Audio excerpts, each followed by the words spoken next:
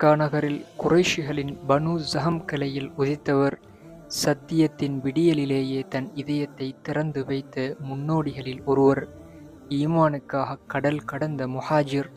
இறை வேதத்தின் நேசத்துக்குரியவர். அந்த சத்திய சஹாபியார் என்று உங்களுக்கு தெரியுமா?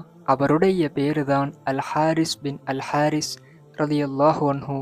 இவர்கள் மக்கா நகரில் குறைஷி குலத்தில் பனு ஜஹம் கிளையில் அல் ஹாரிஸ் பின் கைஸ் பின்த் உர்வா பின் சஅத் எனும் தம்பதியினருக்கு அன்பு மகனாக பிறந்தார்கள்.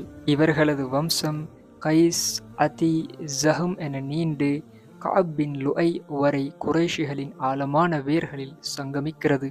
மக்காவின் பள்ளத்தாக்குகளில் இஸ்லாத்தின் ஒளி பரவத் தொடங்கிய அந்த ஆரம்ப காலங்களிலேயே சத்தியத்தின் அழைப்புக்கு செவி சாய்த்த நட்பேறு பெற்ற முதன்மையானவர்களுள் இவரும் ஒருவர்.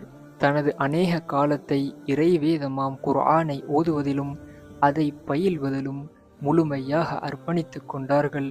இருப்பினும் மக்காவில் ஒரு முஃமினாக வாழ்வது பெரும் போராட்டமாக மாறியது. தனது ஈமானை பாதுகாத்து கொள்ள அல் ஹாரிஸ் ரலியல்லாஹு அன்ஹு அவர்கள் ஒரு பெரும் தியாகத்தை செய்ய துணிந்தார்கள். இரண்டாவது ஹிஜ்ரத் குழுவில் ஒருவராக அலை கடல் கடந்து அபிசீனியா நோக்கி புறப்பட்டுச் சென்றார்கள்.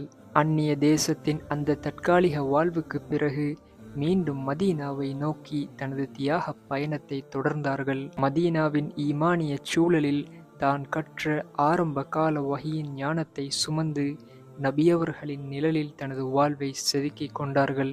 இவரது வாழ்வின் இறுதி தருணம் சிரியாவின் போர்க்களங்களில் எழுதப்பட்டது. ஹிஜ்ரி 12ஆம் ஆண்டு சிரியாவின் அஜ்னாதைன் போர்க்களத்தில் சத்திய மார்க்கத்தை காக்க புறப்பட்ட படையில் ஒரு வீரராக நின்றிருந்தார்கள். அந்த உக்கிரமான போர்க்களத்தில் தனது இன்னுயிரை தியாகம் செய்து ஷஹாதத்தை பரிசாக பெற்று கொண்டார்கள். இதுதான் ஈமானுக்காக கடல் கடந்த, குர்ஆனை தனது உயிருடன் கலந்த, சிரியாவின் போர்க்களத்தில் ஷஹீதாக உயர்ந்த அல் ஹாரிஸ் பின் அல் ஹாரிஸ் ரலியல்லாஹு அன்ஹு அவர்களின் வாழ்க்கை சுருக்கம். அஸ்ஸலாமு அலைக்கும் வரஹ்மத்துல்லாஹி வபரகாத்துஹு.